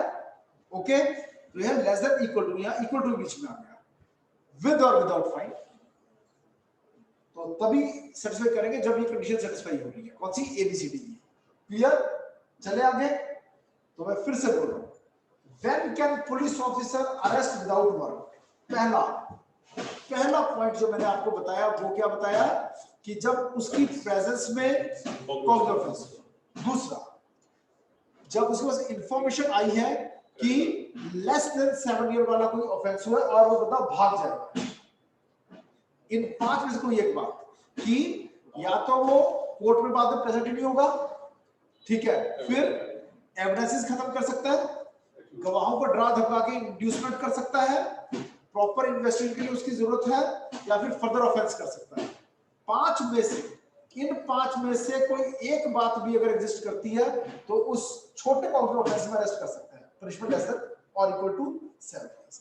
लेकिन अगर ऑफेंस बड़ा है यानी पनिशमेंट मोर देन 7 इयर्स, ठीक है, पनिशमेंट अगर मोर देन 7 इयर्स है तो बीए क्रेडिबल इंफॉर्मेशन आई कि पनिशमेंट डेथ पेनल्टी वाला ऑफेंस है या फिर term which may extend to more than 7 years, तो भी बिना अरेस्ट वारंट के अरेस्ट कर सकते हैं। और छोटे कॉग्निजेबल में अरेस्ट किया या नहीं किया, दोनों ही बातें रिकॉर्ड पे लेके आनी पड़ेगी। क्यों राइटिंग होगी, क्यों अरेस्ट किया या फिर क्यों अरेस्ट नहीं किया। क्लियर? एक बहुत बड़ा यूनिट इस चैप्टर का खत्म। क्या जी? प्रैक्टिकल जो एक पॉइंट ऐसा डाल दिया गया इसमें, ये देखो प्रॉपर इन्वेस्टिगेशन, ये वेग है। ये जो बी पॉइंट है ये गलत पॉइंट है, इसको करके दोनों में एक ही। समझ में आया? अब ई पॉइंट का मतलब ये है कि जिस आदमी के पास अपना कोई घर नहीं है, कैसे पकड़ोगे उसे? भारत के पता नहीं किस कोने में जाके कमरा किराए लेकर आने लग जाएगा। लेकिन जिसकी खुद की प्रॉपर्टी है तो उसके ऊपर ई पॉइंट अप्लाई नहीं होता, कभी कभी पकड़ा तो जाएगा। समझ में आया? जब प्रॉपर्टी के अटैचमेंट और डिस्पोजल करेंगे, प्रोसेस टू कंपेयर अपीयरेंस। पर जिसके पास कुछ है ही नहीं, किसी को, एक आदमी जिसके आधार भी नहीं है, ड्राइविंग लाइसेंस भी नहीं है, कोई प्रॉपर्टी भी नहीं है, कैसे पकड़ो कहां गया, तो उसे ई पॉइंट में अरेस्ट कर लिया। पर ये तो इतना वेग है ना, बी पॉइंट। प्रॉपर इन्वेस्टिगेशन के लिए अरेस्ट करना जरूरी था। What is this? इस वेगनेस की वजह से हर काउंटर ऑफेंस में आज ही पुलिस ऑफिसर अरेस्ट कर लेते हैं। जी इन्वेस्टिगेशन प्रॉपर्ली हो ना पाती, इसलिए हमने उसको अरेस्ट कर लिया। काउंटर ऑफेंस था, समझ में आ गया। और ये लिखा रहता है, इस बी पॉइंट की वजह से रोहित का पॉइंट सही हो जाता है। आज भी सभी काउंटर ऑफेंसेस में अरेस्ट कर रहे हैं। क्लियर? Proper investigation. बताओ ना इसका मतलब क्या निकला, समझ में आ गया? चले आगे। बी पॉइंट वेग है, ये नहीं होना चाहिए था। और आगे चलते हैं, नेक्स्ट। सेटिस्फाइड? चले आगे। अब ये देखिए, हमारा यहां तक का टॉपिक हो चुका है, ठीक है। मैंने मिनी यूनिट समझा दिए, हु कैन अरेस्ट हो गया। अब ये मैं बता चुका हूं, यहां तक सारा बता दिया। अब अगला आ रहा है इसके आगे के सेक्शंस, ठीक है। Section 45 and onwards. पहले protection of members of armed forces, ठीक है। आर्म्ड फोर्सेस के मेंबर्स को हमने कुछ प्रोटेक्शन स्पेशल दे रखी है। If anything done in official capacity, अगर ऑफिशियल कैपेसिटी में उन्होंने कुछ किया है जिसकी वजह से कुछ ऐसा हुआ है जो कि पुलिस ऑफिसर को लग रहा है कि ये अरेस्ट है, कि ये ऑफेंस है, तभी उसको अरेस्ट नहीं कर सकते। क्यों? उनके पास परमिशन नहीं है, उनको स्पेशल परमिशन लेनी पड़ती है 45 में। क्लियर? अगर तो वो सेंट्रल गवर्नमेंट के अंडर उस टाइम काम कर रहे थे तो रूल ये है, और अगर उस टाइम वो स्टेट गवर्नमेंट के अंडर काम कर रहे थे तो रूल ये है, ठीक है। ये देखो, not with anything contained in section 41 to 44 both inclusive, no member of armed forces of union, अब union आ गया ना, shall be arrested for anything done or purported to be done by him in the discharge of his official duty. Official duty करते हुए कुछ भी अगर arm forces member ने किया है तो उसको अरेस्ट नहीं किया जाएगा। कब तक? Except after obtaining consent of central government. लेकिन अगर उस समय वो फौजी काम कर रहा था स्टेट गवर्नमेंट के लिए, जो डेप्यूटेशन में भेजा हुआ है, तो स्टेट गवर्नमेंट की परमिशन जरूरी है उसको अरेस्ट करने से पहले, if he has done something in his official capacity which amounts to an offense. Clear? ये देखो, by notification direct that the provisions of subsection 1 shall apply to such class or category of members of armed forces in the interest of public order. Public order as may be specified therein, where they may be serving, and thereupon the provisions of that subsection shall apply as if for the expression central government, occurring therein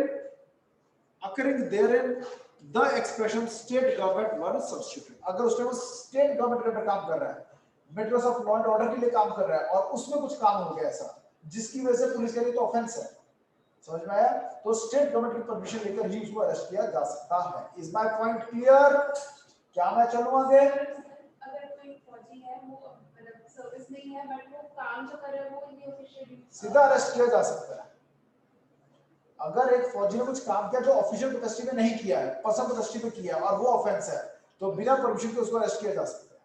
personal capacity में किया ना, समझ में आया? तो murder करने के rights तो ना मिल जाएंगे, लेकिन जहां पर राइट्स हो रहे हैं, दंगे हो रहे हैं, वहां पर उनको ऑर्डर है कि वो गोली भी चला सकते हैं। वहां पर किसी ऐसे आदमी को गोली लगी जो कि दंगाइयों में शामिल नहीं था, समझ में आया?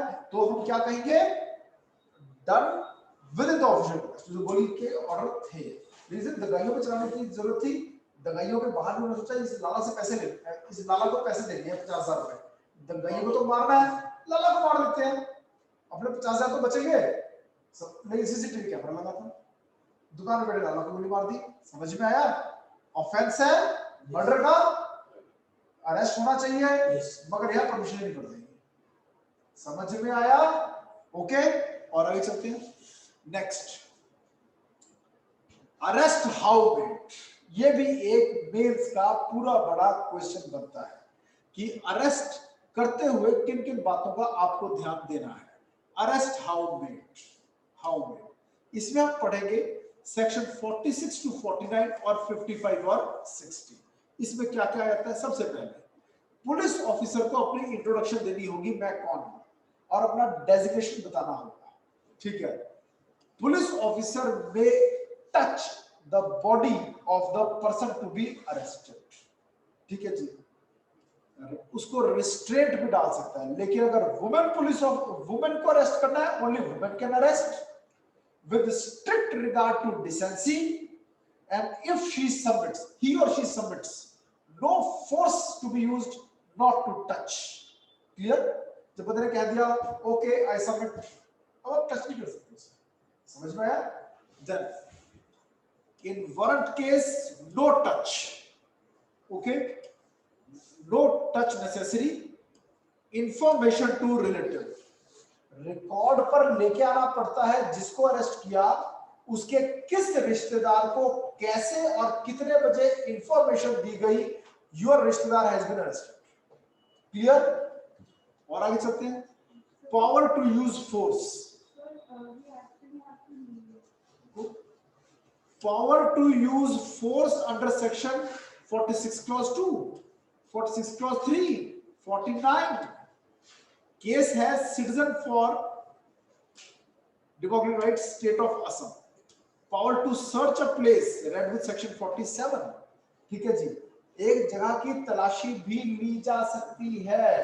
अभी उसके रूल्स, हाँ जी, अगर वो आदमी कहीं पे किसी बिल्डिंग में घुस गया, आप उसको अरेस्ट करने गए हो, वो आदमी भाग गया और भागकर किसी बिल्डिंग में घुस गया, तो उस बिल्डिंग के अंदर जाके उस आदमी को ढूंढा जा सकता है. ना सिर्फ उस बिल्डिंग में जाया जा सकता है, उसके साथ वाली बिल्डिंग में घुस के भी उस घर में जाया जा सकता है. अगर दरवाजा नहीं खोल रहा बिल्डिंग का मालिक, तो दरवाजे खिड़की को तोड़ने का भी राइट है. लेकिन अगर उस घर में कोई पर्दानशी वुमन है, उसको एक बार बाहर जाने के लिए आपको मौका देना होगा. क्लियर? और आगे चलते हैं. नेक्स्ट, फिर power to require subordinate officer to arrest. ठीक है, अपने से जूनियर पुलिस ऑफिसर की भी हेल्प ली जा सकती है अरेस्ट में. एंड पावर टू रीअरेस्ट, अगर वो भाग गया है जिसको अरेस्ट किया था, तो उसको फिर से उसका पीछा करके अरेस्ट किया जा सकता है. अरेस्ट करते हुए एक स्टेट से दूसरे स्टेट या दूसरी यूटी के अंदर एंटर किया जा सकता है. हाँ, किया जा सकता है. क्लियर? तो ये था हमारा अरेस्ट हाउ. एक बार इसको बेरट से देखना जरूरी है. हम देखेंगे 46 से लेकर 49, 55 और 60. ये देखिए, अरेस्ट हाउ मेड इसकी हेडिंग है. ओके, पहला मैंने अभी बोला, you can touch his body, you can confine the body of the person to be arrested unless there be a submission. समझ में आया?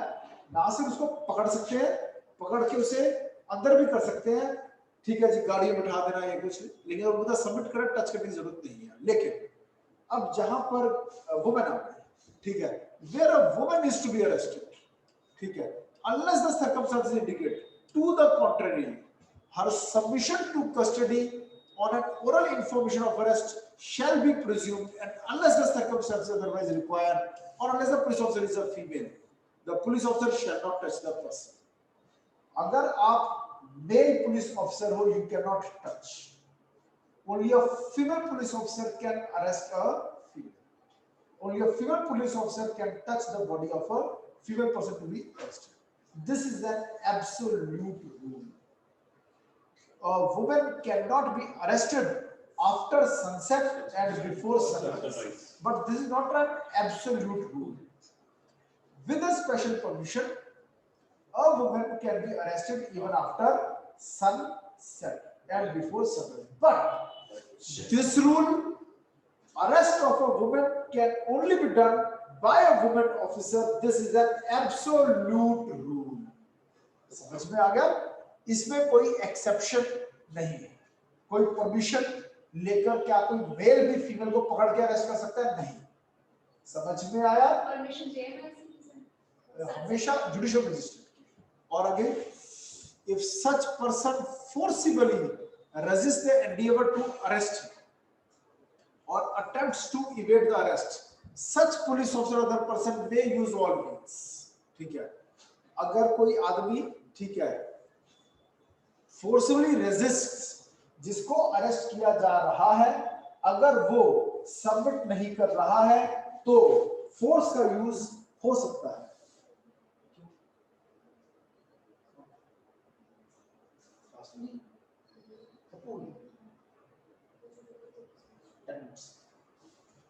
क्लियर?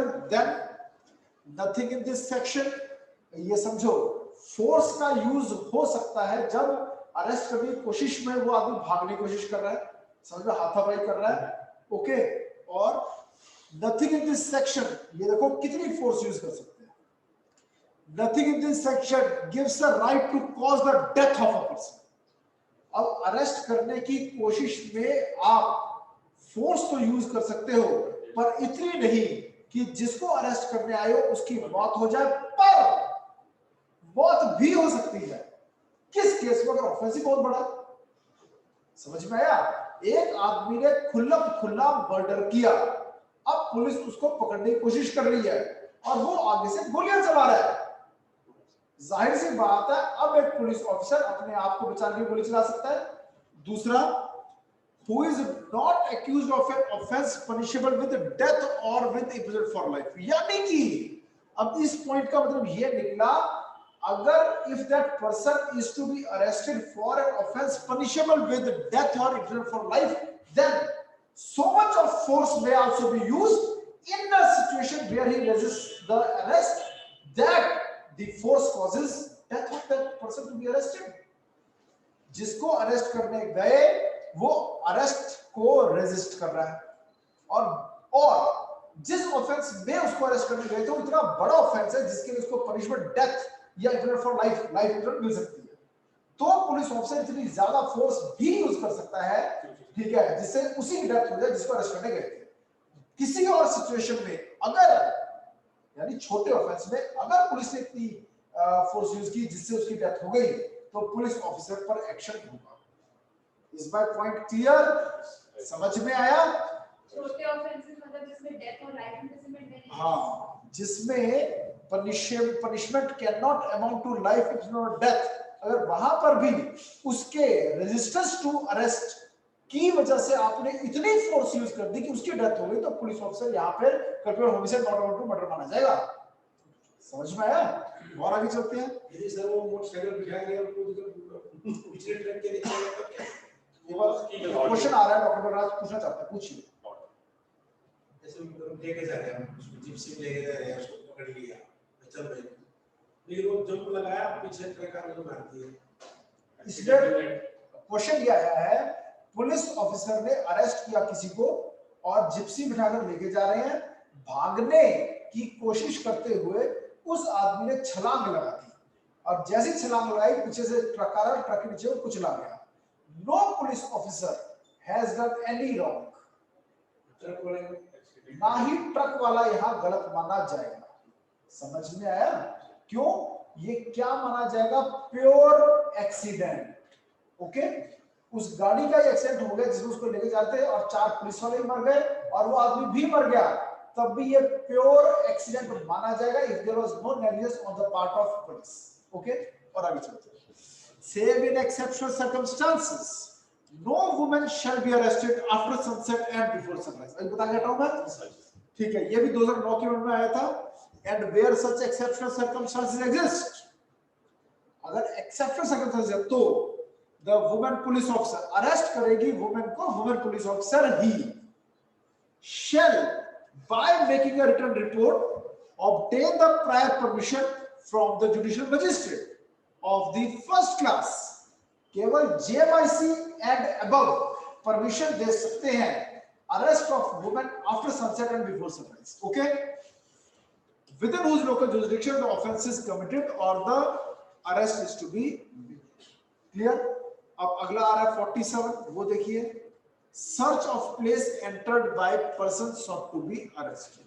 ठीक है जी, रेड विद सेक्शन 100 होता है इसमें, ठीक है जी, कि if any person acting under a warrant of arrest or any police officer having authority to arrest, यानी कि without warrant, police officer making arrest without warrant or making arrest with warrant has reason to believe, कि मान सकता है वो, that the person to be arrested has entered into or is within any place, या तो किसी घर में घुस गया या किसी घर में छुपा बैठा है। Any person residing in or being in charge of such place shall on demand of such person acting as a person such police officer allow him ingress।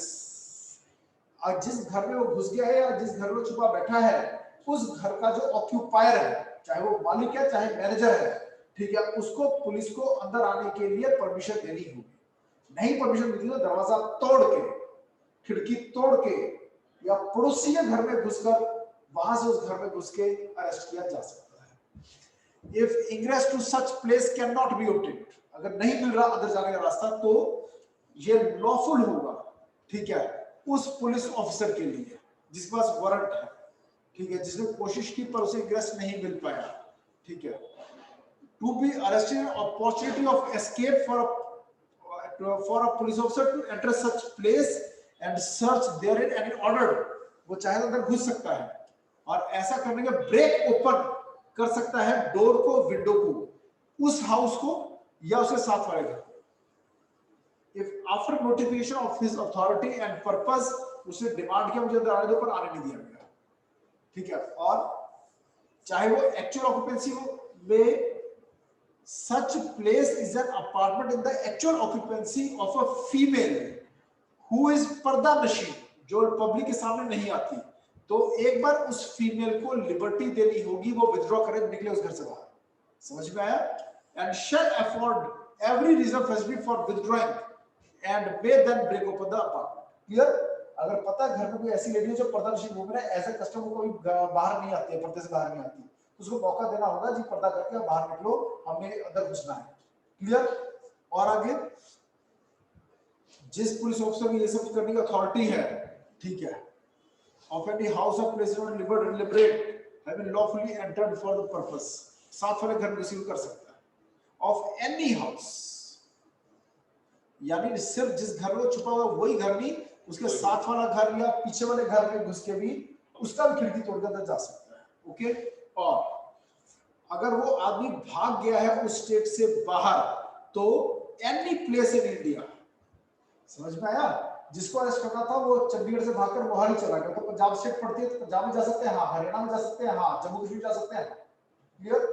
Then no unnecessary restraint, restraint उतना जितनी जरूरी है कि वो भाग ना जाए कहीं, अननेसेसरी रिस्ट्रेंट नहीं होगा। Person arrested shall not be subject to more restraint than what is required. Okay? देन जब अरेस्ट करना है उसे बताना होगा क्यों अरेस्ट करें, ग्राउंड ऑफ अरेस्ट क्या है, और अगर वो बेलेबल ऑफ है तो बताना होगा राइट टू बेल है। ठीक है जी? ओके?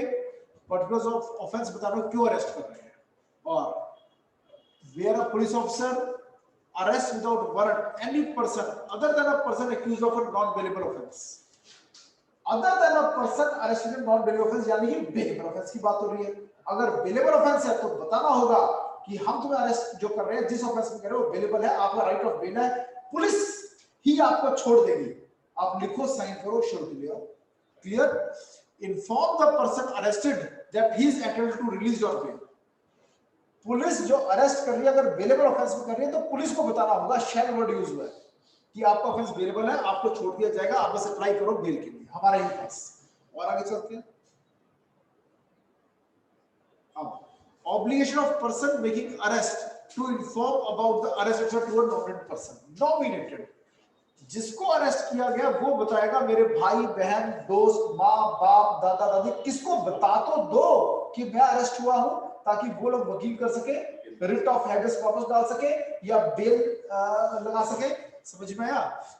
और बताना पड़ेगा, और कैसे बताया कब बताया वो भी रिकॉर्ड पर लेके आना। क्लियर? ये समझा चुका पहले। शैल वर्ड हुआ यानी करना ही पड़ेगा, मैंडेटरी, फोर्थविथ, बिना किसी डिले करना होगा। Give the information regarding arrest, ठीक है, friends, relatives or other person as may be disclosed or nominated by the arrested person. वो अरेस्टेड पर्सन बताएगा किसको बताना है। Okay? Shall inform the arrested person of his rights, और जो अधिकार है अरेस्टेड पर्सन के, उससे पुलिस ऑफिसर बताएगा तुम्हारे ये अधिकार है। आजकल उसकी लिस्ट को प्रिंट करके थाने में लगाना जरूरी कर दिया है। समझ में आ गया? और उसके साइन करवाए जाते हैं अरेस्टेड पर्सन के कि आपको बता दिया गया था, हमने इसकी इंफॉर्मेशन दी है। और an entry of the fact as to who has been informed, मैंने बताया रिकॉर्ड में लाया था किसको कब और कैसे इन्फॉर्म किया गया कि डैश डैश को अरेस्ट किया गया।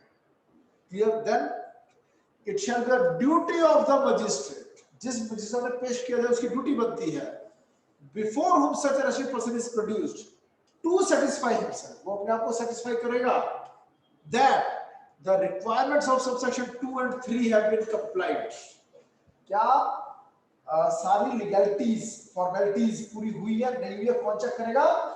वो मजिस्ट्रेट जिसके सामने इसको पेश किया जाएगा, इलाका मजिस्ट्रेट। जब भी किसी को अरेस्ट किया जाएगा उसकी सर्च होगी, इसे क्या कहते हैं? जमा तलाशी। क्या कहते हैं? जमा तलाशी, सर्च एंड सीजर, कि उसके पास से जो चीजें होती हैं, ये जमा तलाशी बड़ी खतरनाक चीज है, क्योंकि 751 जब करते हैं, दो आदमी आपस में लड़ रहे हैं, जिस तरह से पुलिस चाहती है कि कॉम्प्रोमाइज हो जाए, उस तरह से अगर आप नहीं कर रहे हैं कॉम्प्रोमाइज, तो क्या होगा? 751 तुम आपस में लड़ रहे हो ना, सिर तोड़ फाड़ सकते हो दूसरे का, दांत तोड़ सकते हो, अरेस्ट करो इसकी जमा तलाशी। सबसे पहले जब भी किसी को अरेस्ट करते हैं, पुलिस पहले ग्राउंड ऑफ अरेस्ट की बात नहीं करती, लीगल एड की बात नहीं करती, कुछ नहीं करती। जब प्रेशर बढ़ाना, सीधा सेक्शन 51 लगाती है, और वो है जमा तलाशी। जमा तलाशी सुनने में खतरनाक चीज नहीं लगती, पर प्रैक्टिकली थाने के अंदर जब जमा तलाशी होने लगती है तो हर आदमी कांप जाता है। क्यों? क्योंकि अगर कोई ऐसा ऑफेंसिव वेपन उस आदमी के पर्सन में है, यानी कपड़ों वगैरह में है, तो तलाशी लेकर उसको अपने कब्जे में लिया जा सकता है। समझ में आया? हर इंसान के पास बेल्ट ज्यादातर होती है, तो पुलिस ऑफिसर जैसे उस इंसान की पेट खोलने लगता है, समझ में आया? जैसे ही हाथ लगाए जाते हैं बेल्ट वाले एरिया पर, उतारो इसकी पेट बोला जाता है, वो आदमी कांप जाता है, ये क्या हो रहा है मेरे साथ? लाइफ में पहली बार कोई और थाने में ऐसे मेरी पेट उतार रहा है, और वो फिल्म के सीन याद आ जाते हैं, मेरे सारे कपड़े उतार के मुझे बर्फ की सिल्ली पर लिटा के डंडे मारे जाएंगे। करो इसकी जमा तलाशी वर्ड सुनते के साथ जैसे पेट खोलने लगते हो, आदमी डरता है, ओके मैं कॉम्प्रोमाइज करने तैयार हूं। ऐसे होते हैं थाने में कॉम्प्रोमाइज। पॉइंट समझ में आया? पैसे का लेन देन का मामला है, समझ में आया? गाली गलौज का मामला है, कुछ भी ऐसा छोटा मोटा मामला भी है, सेक्शन 51 सीआरपीसी ने बड़ी वाइड रेंजिंग पावर दे दी पुलिस को, करो इसकी जमा तलाशी। समझ में आया? डर जाएगा एक आदमी, ये क्या हो रहा है मेरे साथ? समझ में आया? क्यों? बेल्ट से फांसी लगा के वो आदमी खुद ही मर सकता है। बेल्ट से फांसी लगा के वो आदमी सुसाइड तो कर सकता है ना। तो इस कारण से बेल्ट को अपने कब्जे में लेना, मोबाइल को अपने कब्जे में लेना, पर्स को अपने कब्जे में लेना, अब पर्स में पैसे हो सकते हैं, कुछ पर्सनल मैटर हो सकते हैं, वो पुलिस के पास चला जाएगा। समझ में आया? आदमी डरेगा, मोबाइल से सबसे ज्यादा डरेगा, पता नहीं क्या राज पुलिस तक पहुंच जाएगा। समझ में आया? सोने की चेन, अंगूठी, क्लियर? तो ये सब पुलिस के पास चला जाएगा। If you are arrested, these things have to be taken. आप मोबाइल लेके जाओगे जेल के अंदर, of course you cannot refuse जमा तलाशी से, ये मैंडेटरी है। Whenever a person is arrested by a police officer under a warrant which does not provide for the making of bail, ठीक है, अगर बेल नहीं हो सकती तो under a warrant which provides for the taking of bail, but that person अगर bailable है लेकिन वो आदमी बेल छूटना नहीं चाहता, या फिर वो नॉन बेलेबल, तो whenever a person is arrested without warrant or by a private person under a warrant and cannot legally be admitted to bail, या फिर he is not ready to be released on bail, तो the officer making the arrest, or when the arrest is made by a private person, the police officer to whom he is made over, अगर private person arrest किया तो जैसे उसे थाने ले जाके वो police को मेक ओवर कर देगा, हैंड ओवर कर देगा उस आदमी को, तो वो उसे जमा तलाशी करेगा। ठीक है? may search such person and place in safe custody all articles other than necessary wearing apparel found upon him, and where any article is seized from the arrested person, a receipt showing the articles taken in possession by the police officer shall be given to such person. Memo बनाया जाता है, इसे कहते हैं scissor memo. इसे क्या कहते हैं? सीजर, SEIZURE, सीजर मीमो बनता है कि क्या क्या आपके पास से बरामद किया। और उसकी एक कॉपी साइन करके दी जाती है किसको, पर्सन अरेस्ट, कि जब भी उसको बेल पे रिलीज किया जाएगा तो वो सब सामान उसे वापस मिल जाएगा। ठीक है जी, okay. whenever it is necessary to cause a female to be searched, female की सर्च मेल कभी नहीं कर सकता, समझ में आया? The search shall be made by another female with strict regard to decency, पर्दे में होनी चाहिए। डिसेंसी वर्ड का मतलब ये है कि मेल के सामने भी female officer female arrested person की सर्च नहीं करेंगे। आप देखेंगे एयरपोर्ट्स वगैरह हर जगह जहां भी फीमेल की सर्च होती है पर्दे में से, हमेशा अलग से। और ऑफेंसिव वेपन्स, मैंने बताया बेल्ट, छुरा, हर चीज को क्या किया जा सकता है, अपने कब्जे में लिया जा सकता है। The officer or other person making any arrest under this code may take from the person arrested any offensive weapon and shall deliver all weapons so taken to the court or officer। ठीक है, और जहां court में जाएंगे वहां पे जमा करा देंगे। ठीक है, इसे क्या कहते हैं, बलखाना। ठीक है जी, बलखाना, किसको कहते हैं? जहां पे सारे आर्टिकल जमा होते हैं। पुलिस स्टेशन में मालखाना होता है, मालखाना होता है, और ऐसे कोर्ट में भी मालखाना होता है। ठीक है जी, रेलवे स्टेशन भी, और रूम द ऑफिसर। ठीक है जी, ओके। और देखिए अभी हमने किया है 52 तक, डायग्राम एक बार दोबारा लिख सकता हूं आपको, हम जो कर रहे थे 46 से 49 करना था, फिर करना था 55 और 60, पर मैंने कुछ एक फालतू करा दिया आपको, वो से रिलेटेड है इसलिए कराइए। क्लियर? और आगे चलते हैं, अब हम सीधा करेंगे 55 और 60, ये बाद में आते हैं। ये आ गया आपके सामने 55। Procedure when police officer deputes subordinate to arrest without warrant. अगर एक पुलिस ऑफिसर ने अपने सबऑर्डिनेट ड्यूटी लगा दी, जाओ तुम अरेस्ट करो, तो क्या? ठीक है, तो उसको वारंट की कॉपी, जो रिटन ऑर्डर की कॉपी, वो लेके जाना होगा अरेस्ट करते हुए, ये आश्वासन देने के लिए, ये समझाने के लिए, उस बंदे को सेटिस्फाई करने के लिए, मैं तो अरेस्ट करने आया हूं, मेरे पास ये अथॉरिटी है तुझे अरेस्ट करने, ये थे तुझे अरेस्ट करने के कोर्ट के ऑर्डर यानी वारंट, और ये है वो ऑर्डर जिसके द्वारा उस पुलिस ऑफिसर ने मेल ड्यूटी लगाई है तुम्हें अरेस्ट करने। और अगर वो आदमी कहेगा मुझे दिखाओ, तो दिखाने पड़ेंगे, अगर नहीं दिखा रहे हो तो ये अरेस्ट बचेगा इलीगल, और वो फिर अगर अपने आप को बचाने के लिए, अरेस्ट को रेजिस्ट करने के लिए कुछ करता है तो वो सही मानना बनेगा। समझ में आया? ये देखो, when any officer in charge of a police station or any police officer begin investigation requires a subordinate to make arrest। ठीक है जी, any person who may lawfully be arrested, तो जिसको अरेस्ट किया जा रहा है वो आदमी, ठीक है, shall arrested without warrant, he shall deliver to the officer required to make the arrest। बड़ा ऑफिसर छोटे को लिख के देगा, make the arrest an order in writing, या writing word आ गया, या written order देगा, specifying the person to be arrested and the offense, किस में अरेस्ट किया जा रहा है। ठीक है, और वो जो ऑफिसर है वो जब अरेस्ट करेगा नोटिफाई करेगा उस आदमी को कि क्यों अरेस्ट कर रहे हैं और मुझे किसने ऑर्डर दिया है। ठीक है जी, ओके। अगर सेक्शन 41 में अरेस्ट किया जा रहा है, ठीक है जी, नथिंग इन सबसेक्शन 1, तो ये वाली बात उस पर अप्लाई नहीं किया, नहीं करेंगे। क्लियर? और it shall be the duty of the person having the custody of N accused. जिस पुलिस ऑफिसर ने अरेस्ट किया और उसको कस्टडी में लिया है अपनी, उसकी हेल्थ और सेफ्टी की जिम्मेदारी अब उस पुलिस ऑफिसर की होगी। ठीक है जी, अब अगर जैसे वो गाड़ी से छलांग मार के ट्रक के नीचे आके मर गया, तो उस पुलिस ऑफिसर को जो जिस आईओ ने या जिस पीओ ने उसको अरेस्ट किया है, उसको बताना होगा कि मैंने कोई नेग्लिजेंस नहीं की, ये देखो मैंने ये भी किया, ये भी किया, ये भी किया। जानबूझ के उसको जिस जिप्सी में लेकर जा रहे थे, किनारे वाली सीट पे बिठाया हमने, अंदर वाली सीट पे बिठाया, पर हमें क्या पता था कि पीछे से एक आदमी बाइक पर आएगा और पर्दे में से चाकू से गले मार जाएगा। मूवी कौन सी मूवी का सीन है ये? आमिर खान की मूवी थी, गुलफाम हसन वाली मूवी थी, सरफरोश।